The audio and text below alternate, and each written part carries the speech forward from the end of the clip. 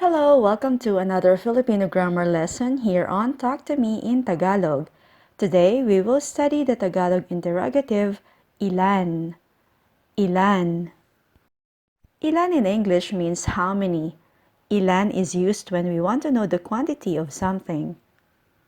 When responding to the question word ilan, Tagalog cardinal numbers are used. Here are some basic Tagalog cardinal numbers that we will use in this lesson. Isa, isa, one. Dalawa, dalawa, two. Tatlo, tatlo, three. Apat, apat, four.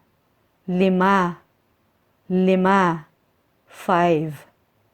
Anim, anim, six. Pito, pito, seven. Walo, walo, eight. Siyam, siyam, nine.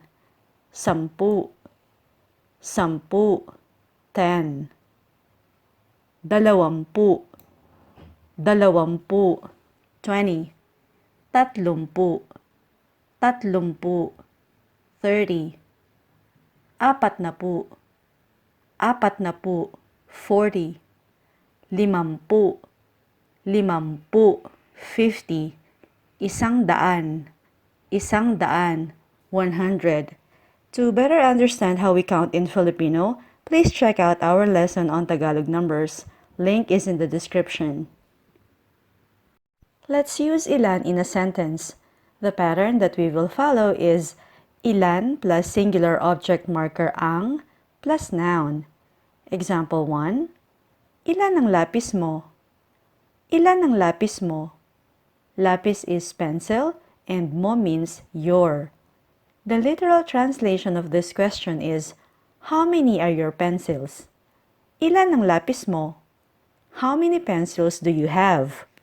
As you can see, ilan is immediately followed by ang because it marks the singular object lapis. So forming sentences or questions using ilan is really simple.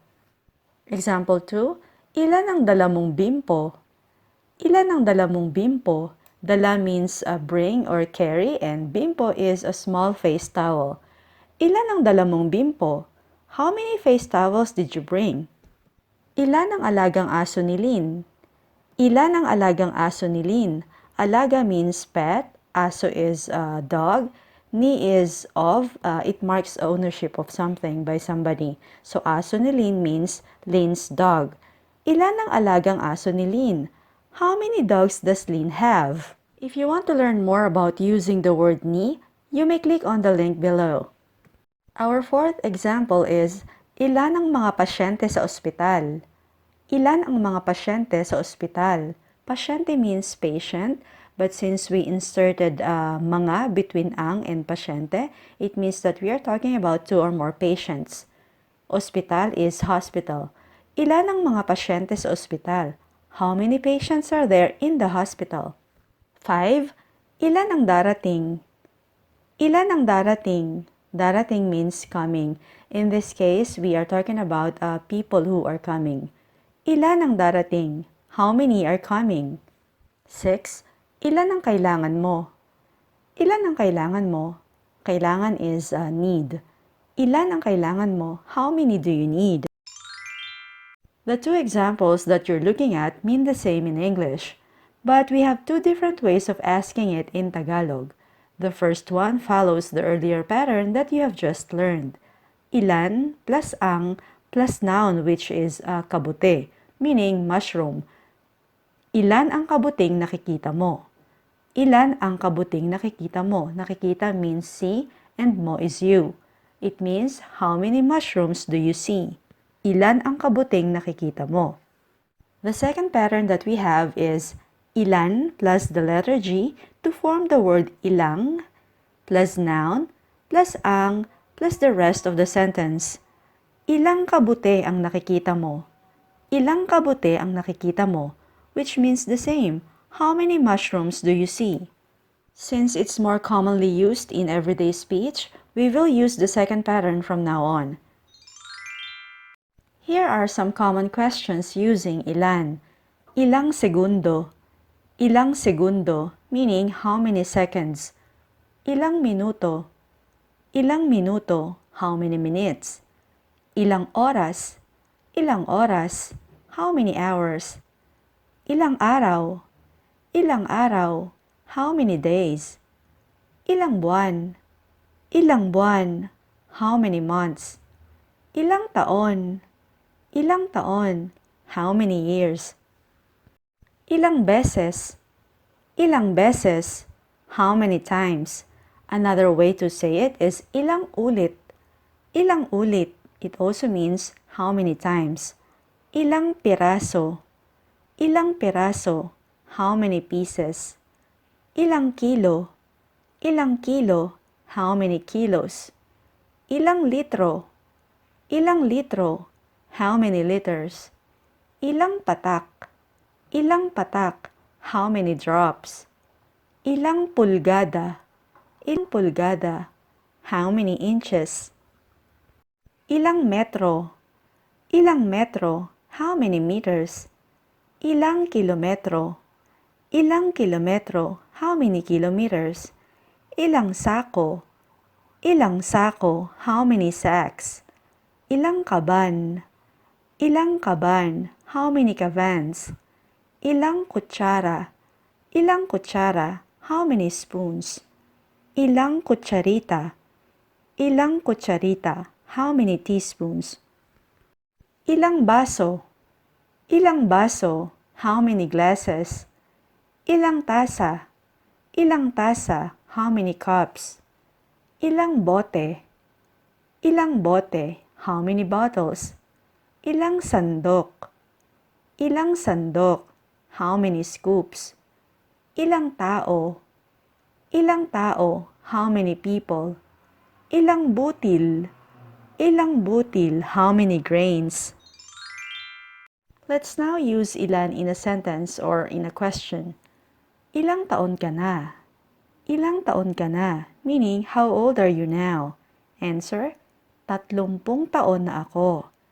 30 taon na ako. I'm 30 years old now. Ilang taon na ang tatay mo? Ilang taon na ang tatay mo? Tatay means father. Ilang taon na ang tatay mo? How old is your father now? 75 na siya. 75 na siya. Siya means he. He's 75 now. Question, ilang beses kang kumain sa isang araw? Ilang beses kang kumain sa isang araw? How many times do you eat in a day? Answer, 5 beses. 5 beses. 5 times. Ikaw? How about you? Question, ilang kutsaritang asukal ang ilalagay ko sa kape mo? Ilang kutsaritang asukal ang ilalagay ko sa kape mo? Asukal means sugar, ilalagay is will put, and kape is coffee. Ilang kutsaritang asukal ang ilalagay ko sa kape mo? How many teaspoons of sugar shall I put in your coffee? Answer, 1 kutsarita lang. 1 kutsarita lang, just 1 teaspoon. Ayoko ng kapeng masyadong matamis. Ayoko ng kapeng masyadong matamis. Ayoko means do not like. Masyado is too much and matamis is sweet. Ayoko ng kapeng masyadong matamis. I don't like coffee that's too sweet. Question, ilang kabang o ilang sakong bigas ang bibilhin natin sa palengke? Ilang kabang bigas ang bibilhin natin sa palengke? Bigas means rice. Bibilhin is will buy. Natin is we or us. And palengke is market. Ilang kabang bigas ang bibilhin natin sa palengke? How many kavans of rice are we going to buy in the market? You may also say how many sacks of rice are we going to buy in the market? Ilang sakong bigas ang bibilhin natin sa palengke? Answer, 10 kaban. 10 kaban, 10 kavans. Or, 6 na sako. 6 na sako, 6 sacks of rice. Question, ilang pirasong itlog at ilang kilong gulay ang kailangan mo?